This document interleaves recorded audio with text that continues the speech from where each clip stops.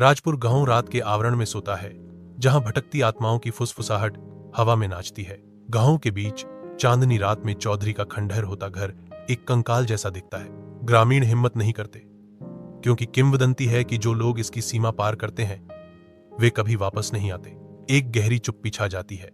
हवेली के भयावह वातावरण को बढ़ाती है, क्योंकि डर हवा में प्रवेश करता है। चौधरी हाउस अभी भी है, भूली हुई कहानियों और लंबे समय तक दुख की एक मूक वसीयत अगली आत्मा का इंतजार कर रही है, जो इसके जादू के तहत आएगी। दिल्ली के दिल में अपनी तेज बुद्धि के लिए जानी जाने वाली पत्रकार अंशिका मेहरा चौधरी हाउस में छिपे रहस्यों में डूबी हुई हैं। चौधरी हाउस के पीछे की सच्चाई का पता लगाने का फैसला करते ही उसकी आंखें उत्सुकता से चमक उठती हैं। दृढ़ संकल्प से प्रेरित अंशिका राजपुर गांव की यात्रा शुरू करने के लिए तैयार होकर अपना सामान इकट्ठा करती है। अपने हाथ में कैमरा लिए वह कहानी को कैद करने की तैयारी करती है। उसकी आंखों में रहस्योद्घाटन का एक मौन वादा। उसका लैपटॉप दुनिया के लिए एक खिड़की सुरक्षित रूप से पैक किया गया है, जो उसके जांच के हर कदम को दस्तावेज करने का वादा करता है। आखिरकार एक शक्तिशाली टॉर्च से लैस अंशिका राजपुर गांव के साये का सामना करने के लिए तैयार खड़ी है। अंशिका राजपुर गांव पहुंचती है।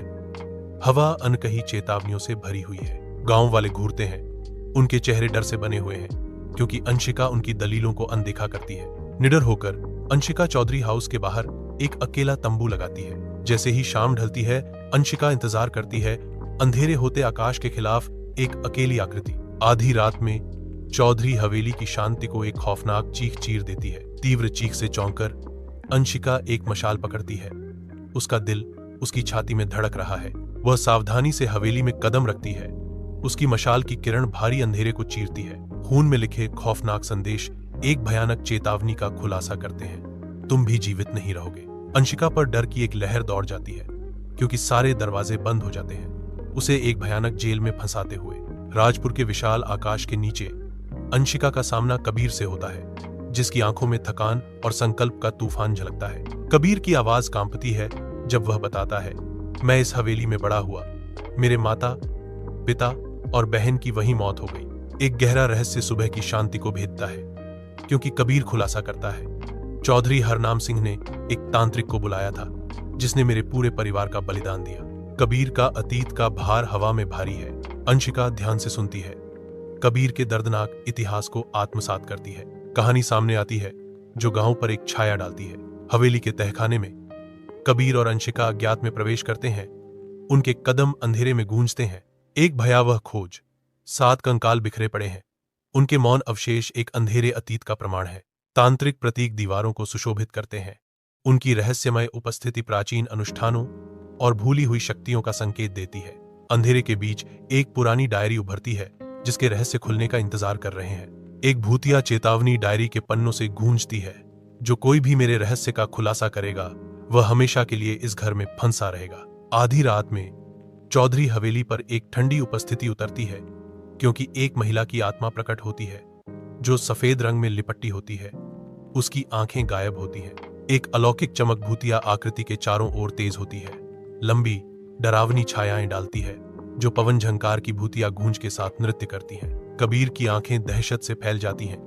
उसका शरीर एक अदृश्य शक्ति से लकवाग्रस्त हो जाता है, क्योंकि वह आत्मा की ठंडी नजर में फंस जाता है। ठंडा और बेदम कबीर स्तब्ध है। उसका दिल उसकी छाती में धड़क रहा है। आत्मा फुसफुसाती है। उसकी आवाज एक ठंडी गूंज है, मेरे बच्चों को बचाओ, मेरी आत्मा अधूरी है।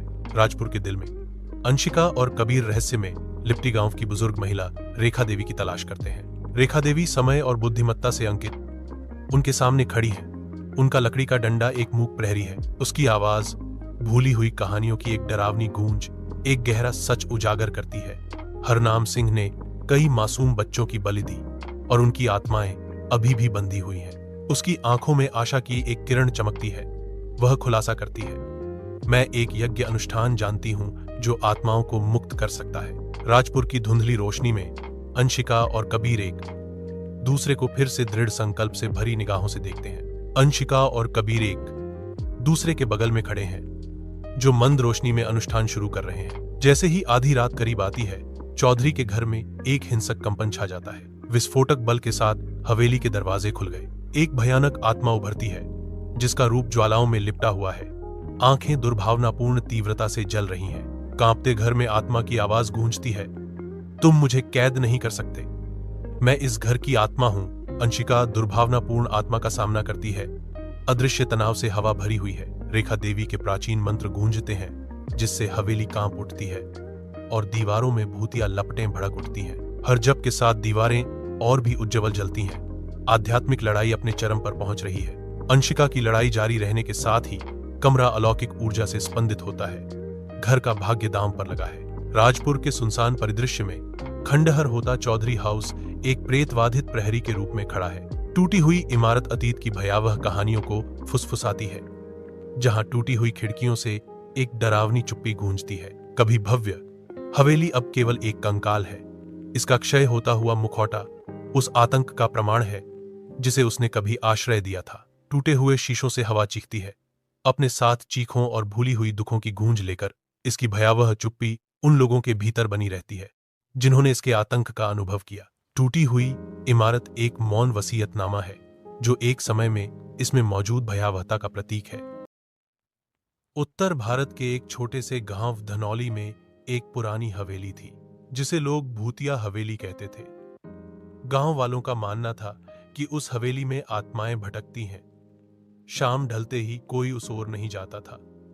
कई सालों से वह हवेली वीरान पड़ी थी। गांव में एक पढ़ा लिखा और निडर युवक था, अर्जुन। उसे भूत प्रेतों पर विश्वास नहीं था। जब उसने गांव की उस हवेली की कहानियां सुनी, तो उसने ठान लिया कि वह खुद वहां जाकर सच्चाई का पता लगाएगा। गांव वालों ने बहुत समझाया, लेकिन अर्जुन अड्डा रहा। एक रात वह टॉर्च और कैमरा लेकर हवेली में दाखिल हुआ। हवेली की दीवारें जर्जर थीं, खिड़कियां हिलने से अजीब आवाजें कर रही थीं। अंदर घुप अंधेरा था और एक अजीब सी ठंडी हवा चारों ओर फैली हुई थी। अर्जुन ने एक एक कमरा टटोलना शुरू किया। तभी एक कमरे से किसी के कराहने की आवाज आई। अर्जुन थोड़ा घबराया, पर हिम्मत जुटाकर उस कमरे में गया। वहां कुछ नहीं था, पर अचानक दीवार पर एक सफेद साया उभरा, जो धीरे धीरे इंसानी आकृति लेने लगा। अर्जुन के हाथ पांव कांपने लगे, पर उसने टॉर्च से रोशनी उस आकृति पर डाली। साया एक औरत का था, लंबे बाल, सफेद साड़ी और गहरी लाल आंखें। वह बोली, तू यहां क्यों आया है? अर्जुन ने कांपती आवाज में कहा, मैं जानना चाहता हूं कि यहां क्या राज है। भूतनी ने गहरी सांस लेते हुए कहा, मैं रुक्मिणी हूं, इस हवेली की मालकिन थी। मेरे पति ने लालच में आकर मेरी हत्या कर दी और मेरी आत्मा आज भी इंसाफ की तलाश में भटक रही है। अर्जुन ने पूछा, मैं तुम्हारी मदद कैसे कर सकता हूं? भूतनी बोली, मेरी अस्थियां हवेली के तहखाने में दबी हैं। उन्हें शांति से गंगा में विसर्जित कर दो, तभी मुझे मुक्ति मिलेगी। अर्जुन ने हिम्मत दिखाते हुए तहखाने में जाकर अस्थियां निकाली। अगले दिन सुबह वह उन्हें लेकर हरिद्वार गया और पूरे विधि विधान से विसर्जन किया। उस रात अर्जुन को सपना आया, जिसमें रुक्मिणी ने मुस्कुराकर धन्यवाद कहा और स्वर्ग की ओर जाती दिखी। अगले दिन जब अर्जुन गांव लौटा, तो उसने देखा कि हवेली अब पहले जैसी डरावनी नहीं लग रही थी। उसकी दीवारें साफ हो गई थी, जैसे कोई अदृश्य शक्ति उसे पवित्र कर चुकी हो। गांव वालों ने जब अर्जुन की बात सुनी, तो सभी ने उसके साहस को सराहा और अब कोई भी हवेली से डरता नहीं था। सीख, साहस और सच्चाई के रास्ते पर चलकर हम सबसे बड़े डर का सामना कर सकते हैं। कभी कभी भूत भी इंसाफ की तलाश में होते हैं। कहानी का नाम, भूतिया टॉफी की दुकान। पात्र, गोलू, पिंकी, भूत अंकल और एक रहस्यमयी टॉफी। एक छोटे से गांव में गोलू और पिंकी नाम के दो प्यारे बच्चे रहते थे। दोनों को मिठाइयां बहुत पसंद थीं, खासकर टॉफी। एक दिन बारिश के मौसम में दोनों अपने स्कूल से घर लौट रहे थे कि रास्ते में उन्हें एक पुरानी टूटी फूटी दुकान दिखी, जिसके ऊपर लिखा था, भूतिया टॉफी, एक बार खाओ, सब भूल जाओ। पिंकी ने कहा, गोलू, क्या ये कोई मजाक है?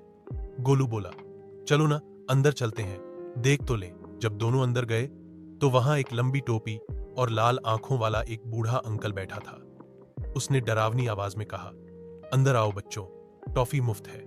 गोलू ने डरते डरते एक नीली रंग की टॉफी उठाई और खा ली। तुरंत ही उसकी आंखें घूमने लगीं। और वह जोर जोर से हंसने लगा। पिंकी घबरा गई। गोलू, तुम ठीक हो? गोलू बोला, मैं भूत अंकल का दोस्त बन गया हूं। हा हा हा। पिंकी को समझ आ गया कि टॉफी जादुई है। वह तुरंत बाहर भागी और अपने दादाजी को बुलाकर लाई। दादाजी गांव के सबसे समझदार इंसान थे। उन्होंने एक पुराना मंत्र पढ़ा और दुकान पर फूंक मारी। अचानक वो पूरी दुकान धुएं में बदल गई और भूत अंकल जोर से चिल्लाकर गायब हो गया। गोलू बेहोश होकर जमीन पर गिर पड़ा, लेकिन कुछ देर बाद उसकी आंखें खुली और वह वापस सामान्य हो गया। उसने कहा, पिंकी, मुझे कुछ याद नहीं, क्या हुआ था? पिंकी मुस्कुराई और बोली, कुछ नहीं गोलू, अब हम कभी अजनबी टॉफी नहीं खाएंगे। सीख, अजनबी चीजों से हमेशा सावधान रहें, चाहे वो कितनी भी रंगीन और मीठी क्यों न लगे। पीपलपुर का गांव जागता है। इसकी संकरी गलियां जीवन से गुंजारित होती हैं। गांव में हंसी गूंजती है, युवा उत्साह का एक सिम्फनी। जीवंत जीवन के बीच एक जीर्ण शीर्ण पार्क मंडराता है, जिसके बारे में फुसफुसाया जाता है कि वह प्रेतवाधित है। भूतिया पार्क शांत खड़ा है, जो उसके आसपास के आनंदमय अराजकता के बिल्कुल विपरीत है। बच्चों की हंसी हवा में गूंजती है, पार्क की अशुभ प्रतिष्ठा से बेखबर। यह पार्क जीवंत गांव के बीच एक शांत प्रहरी बना हुआ है, फुसफुसाती कहानियों और भूली हुई यादों का स्थान। रात के आवरण के नीचे मुन्ना और चिंकी डरावने पार्क में घुसने का साहस करते हैं। उनके दिल डर और उत्साह के मिश्रण से धड़क रहे हैं। एक अजीब सन्नाटा हवा में भारीपन से लटका हुआ है, जो केवल पत्तियों की सरसराहट और एक उल्लू की दूर की आवाज से टूटता है। जैसे ही वे अज्ञात में गहराई से प्रवेश करते हैं, उनकी आंखें एक जंग लगे झूले पर टिकी हैं, जिसकी जंजीरें हवा में भयावह रूप से चरचराती हैं, मानो उन्हें अपने भूतिया आलिंगन के करीब बुला रही हों। जैसे कि एक अदृश्य शक्ति से ग्रस्त होकर झूला अपने आप आगे पीछे झूलने लगता है, जिससे उनकी रीढ़ की हड्डी में सिहरन दौड़ जाती है और उनकी गहरी आशंकाओं की पुष्टि होती है। रात के आवरण में एक प्रेतवाधित झूला सेट हिलना शुरू कर देता है, जो भयानक शांति को उत्तेजित करता है। अचानक हवा ठंडी हो जाती है, जैसे भूतिया स्पर्श से, और एक गहरी ठंडी हंसी गूंजती है, जो छाया से प्रतिध्वनित होती है। मंद प्रकाश में एक भूतिया आकृति प्रकट होती है। उसकी उपस्थिति रीढ़ की हड्डी में सिहरन पैदा करती है। रुक्मिणी का अलौकिक रूप ठोस हो जाता है। उसकी आंखें परालौकिक प्रकाश से चमकती हैं, जो लंबी छायाएं डालती हैं, जो अशुभ रूप से नृत्य करती हैं। झूला सेट अपनी बेतरतीब नृत्य जारी रखता है। रुक्मिणी की भूतिया उपस्थिति की लय से मेल खाता है, क्योंकि रात खुद ही अपनी सांस रोकती हुई प्रतीत होती है। एक चुप्पी छा जाती है, भारी और उम्मीद भरी, क्योंकि रुक्मिणी की निगाहें अंधेरे को भेदती हैं, अनकहे रहस्यों का वादा करती हैं। रात के भूतिया झूल में रुक्मिणी एक कहानी के लिए तैयार होकर बस जाती है। मुन्ना और चिंकी शरारती निगाहों का आदान प्रदान करते हैं, एक कहानी बुनने की तैयारी करते हैं। मुन्ना शुरू करता है। उसकी आवाज चंचल साजिश से भरी हुई है, जो जीपीएस भूतिया कहानी के लिए मंच तैयार करती है। चिंकी हंसती है, मुन्ना की भूतिया कहानी के हास्यपूर्ण मोड़ों का अनुमान लगाते हुए। रात की हवा प्रत्याशा से घनी हो जाती है, क्योंकि जीपीएस भूत की कहानी सामने आती है। गांव में मुन्ना और चिंकी किसी को भी झूलों के पास जाने की हिम्मत करने पर कड़ी चेतावनी के साथ आते हैं। यह संकेत घोषित करता है, किसी को भी झूलों पर बैठने की अनुमति नहीं है। मुन्ना ने गुस्से से संकेत को जमीन में गाड़ दिया, झूलों को प्रतिबंधित घोषित करते हुए। चिंकी देखती है, बाहें बंधे हुए, यह सुनिश्चित करते हुए कि उनका फरमान स्पष्ट है। निषिद्ध झूले शांत खड़े हैं, अपने अगले संभावित कब्जेदारों का इंतजार कर रहे हैं। अब एक तीखी चेतावनी झूलों की रक्षा करती है, पार्क को बदल रही है। आधी रात में मुन्ना और चिंकी भूतिया पार्क में प्रवेश करते हैं। उनकी टॉर्च भारी अंधेरे को भेदती है। एक बेचैन चुप्पी पार्क को ढक लेती है, जिससे डर की भावना बढ़ जाती है। उनकी टॉर्च एक पुराने तिजोरी का खुलासा करती है, जिसका जंग लगा धातु का दरवाजा आधा खुला है, जो अंदर के रहस्यों का संकेत देता है। मुन्ना और चिंकी सावधानी से तिजोरी के पास जाते हैं, क्योंकि हवा में आशंका की भावना भारी है। तिजोरी शांत अंधेरे में खड़ी है। इसके रहस्यों को छाया और समय द्वारा संरक्षित किया गया है। एक पुरानी डायरी, बीते दिनों की एक निशानी, अंधेरे से उभरती है। इसके घिसे पिटे पन्ने एक छिपे हुए संसार का संकेत देते हैं। डायरी में रुक्मिणी का जिक्र है, एक नाम जो अतीत से फुसफुसाया जाता है। उसकी कहानी नाजुक लिपि में उकेरी गई है। तिजोरी मौन रहती है, रुक्मिणी की अनकही कहानियों को पकड़े हुए फिर से खोजे जाने का इंतजार कर रही है। डरावने पार्क में मुन्ना और चिंकी आते हैं, जो क्षय को जीवंत जीवन में बदलने के लिए तैयार हैं। मुन्ना झूला पर एक बोल्ट कसता है, जबकि चिंकी औजार इकट्ठा करती है। उनका संयुक्त प्रयास आशा की किरण है। चिंकी कैंची से लैस होकर बेतरतीब झाड़ियों को काटना शुरू कर देती है, जिससे पार्क की छिपी हुई सुंदरता का पता चलता है। साथ में मुन्ना और चिंकी मलबे को साफ करते हैं, जिससे उपेक्षा के नीचे हरे रंग के पैच दिखाई देते हैं। जैसे जैसे सूरज ढलता है, पार्क पुनर्जीवित होने लगता है, जो मुन्ना और चिंकी के अटूट समर्पण का प्रमाण है। डरावने पार्क में मुन्ना और चिंकी एकजुट होते हैं, बदहाली को सुंदरता में बदलते हैं। हाथ में ब्रश लेकर वे झूला पेंट करना शुरू करते हैं, सड़ते हुए दृश्य में रंग भरते हैं। रंग का हर स्ट्रोक पार्क के भूले हुए आकर्षण को पुनः प्राप्त करने की दिशा में एक कदम है। भूतिया पार्क एक पुनर्जन्म का गवाह है, क्योंकि मुन्ना और चिंकी इसके थके हुए दिल में नया जीवन फूंकते हैं। उनका सहयोगात्मक प्रयास झूले को आशा के एक जीवंत प्रतीक में बदल देता है। प्रेतबाधित पार्क एक परिवर्तन से गुजरता है। एक रंगीन ब्रश स्ट्रोक एक समय में रात की हवा में उत्साह की भावना है, क्योंकि ग्रामीण भूतिया झूला उत्सव के लिए इकट्ठा होते हैं। उनके चेहरे झिलमिलाती लालटेन से रोशन होते हैं। हंसी और संगीत प्रेतबाधित पार्क को भर देते हैं, जहां हर हवा के झोंके के साथ छायाएं नाचती हैं। झूलों की डरावनी आवाजें आती हैं, जो प्राचीन पेड़ों की चौकसी में रोमांच और सिहरन का वादा करती हैं। जैसे ही त्योहार अपने चरम पर पहुंचता है, जीवित और भूतिया के बीच की रेखा धुंधली हो जाती है, अज्ञात को आमंत्रित करती है। रुक्मिणी उत्सव में आती है। उसकी मुस्कान चमकीली होती है, क्योंकि वह भूतिया झूले के पास जाती है। वह धीरे धीरे झूला झूलाना शुरू करती है। उसका स्पर्श हल्का और लयबद्ध होता है। भूतिया झूला शांत रात में आगे पीछे झूलता है। अंधेरे में एक मूक नृत्य। मुन्ना की आवाज चुप्पी तोड़ती है। आखिरकार हम रुक्मिणी को समझ गए, चिंकी धीरे से कहती है, और अब हम उसका सम्मान करते हैं। त्योहार का अंत झूला को अलौकिक चांदनी में नहला देता है, जो आनंदमय यादों का मौन प्रमाण है। झूले पर एक स्पेक्ट्रल लवलेट बास्केट चिन्ह धुंधला चमकता है, जो पिछली समारोहों की एक भूतिया गूंज है। रात की हवा में झूला धीरे से झूलता है। हंसी की फुसफुसाहट और साझा रहस्य हवा में बहते हैं। दूर से रुक्मिणी की आवाज गूंजती है, एक मार्मिक याद दिलाती है। जो यादें सच्ची होती हैं, वो कभी खो नहीं सकती। वे यादें जो सच्ची हैं, कभी खो नहीं सकती। झूला धीरे धीरे झूलता रहता है, अनकहे भावों और चिरस्थायी यादों के भार को शांत रात में ले जाता है।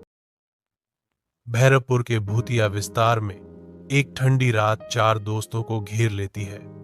मशालें बढ़ती अंधेरे के खिलाफ टिमटिमाती हैं। जैसे ही दोस्त और अंदर जाते हैं, गांव सांस रोक लेता है। डर हवा में भारीपन लिए हुए है। आने वाला हवेली एक लंबी छाया डालती है। इसका सिलहूट फुसफुसाए गए कहानियों की एक स्पष्ट याद दिलाता है। त्रिशा की आवाज सन्नाटे को चीरती है, आशंका से जन्मी एक गुहार। हमें वापस मुड़ जाना चाहिए। उसके शब्द हवा में लटके हुए हैं। समूह के संकल्प के लिए एक चुनौती के रूप में हवेली इंतजार कर रही है, शांत और आशंकाजनक। मित्र प्राचीन हवेली के सामने इकट्ठा होते हैं, जिसका प्रवेश द्वार आसन्न अंधकार के खिलाफ सुरक्षात्मक आकर्षण से सुसज्जित है। अनाया एक संदेहास्पद टिप्पणी के साथ प्राचीन रीति रिवाजों को खारिज करती है। यह सब अंधविश्वास है।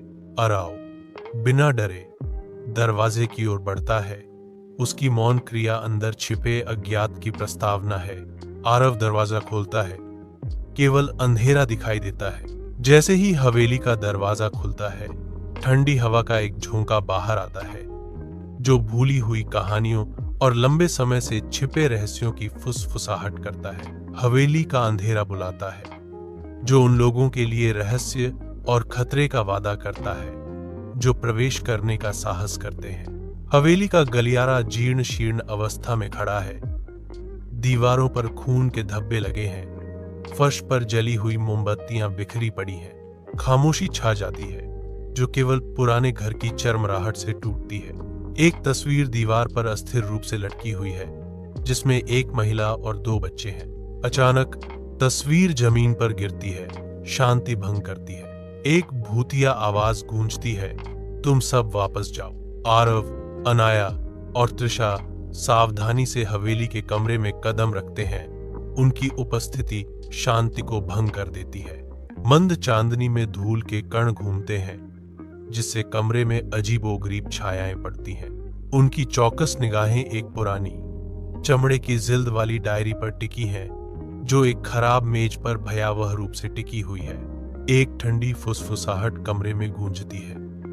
मैं मायरा हूं। मेरे पति ने मुझे इस हवेली में जिंदा जला दिया।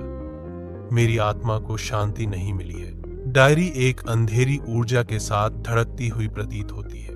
इसके रहस्य उजागर होने की लालसा रखते हैं। अंधेरा छा जाता है क्योंकि मशाल बुझ जाती है, जिससे गलियारा खौफनाक सन्नाटे में डूब जाता है। दरवाजों के बंद होने की गूंज हवेली में गूंजती है। एक अशुभ ध्वनि हवा में भर जाती है। पायल की हल्की झंकार एक अदृश्य उपस्थिति का संकेत देती है। खून में लिखा दीवार पर एक खौफनाक संदेश दिखाई देता है, तुम अगली आत्मा हो।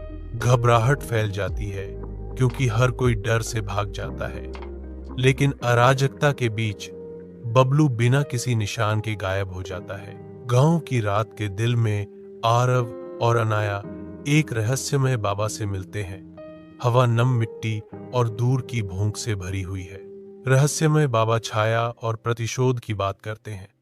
वो मेरा अब चुड़ैल बन चुकी है। उसके शब्द रात में गूंजे, एक भयानक सच्चाई का खुलासा करते हुए। उसका बदला अधूरा है। मुक्ति की खोज घोषित की गई। अगर उसे मुक्ति दिलानी है तो तुम्हें उसका पूरा सच जानना होगा। आरव और अनाया मायरा के डरावने कक्ष में कदम रखते हैं। हवा अज्ञात की प्रत्याशा से भरी हुई है। प्राचीन मंत्र फुसफुसाते हुए वे प्रतिबिंबित दुनिया में प्रवेश करने की तैयारी करते हैं। धड़कते दिलों के साथ आरव और अनाया रहस्यमय दर्पण की गहराई में कूदते हैं। वे एक घूमते भंवर में डूब जाते हैं, एक ऐसे क्षेत्र का प्रवेश द्वार जहां वास्तविकता उल्टी होती है। दर्पण दुनिया में प्रवेश करते हुए आरव और अनाया खुद को प्रतिबिंबों और भटकती आत्माओं के बीच पाते हैं। इस विकृत वास्तविकता में सब कुछ उल्टा है और मिरर वर्ल्ड की खोई हुई आत्माएं बेतरतीब ढंग से भटकती हैं। आरव और अनाया जम गए। उनकी आंखें बबलू की आत्मा पर टिकी थीं, जो मायरा के पास फंसी हुई थी। हवा अशुभ ऊर्जा से कंपन करती है। मायरा की भयावह घोषणा की प्रस्तावना, मुझे न्याय चाहिए, मेरा बदला अधूरा है। आरव और अनाया भूतिया तनाव को धता बताते हुए ठाकुर विक्रम की आत्मा को बुलाना शुरू करते हैं। जैसे ही मंत्र उस पर पहुंचता है, वास्तविकता का ताना बाना फट जाता है। ठाकुर विक्रम की आत्मा को मुक्त करता है। दर्पण दुनिया एक भयानक लड़ाई में फट जाती है। जागते हुए आकाश के नीचे एक जर्जर हवेली मंडराती है, जिसकी टूटी हुई दीवारें एक अजीब सफेद रोशनी बिखेर रही हैं। चार दोस्त एक गांव के रास्ते पर यात्रा करते हैं। उनकी छोटी आकृति भूदृश्य की विशालता से दब जाती है।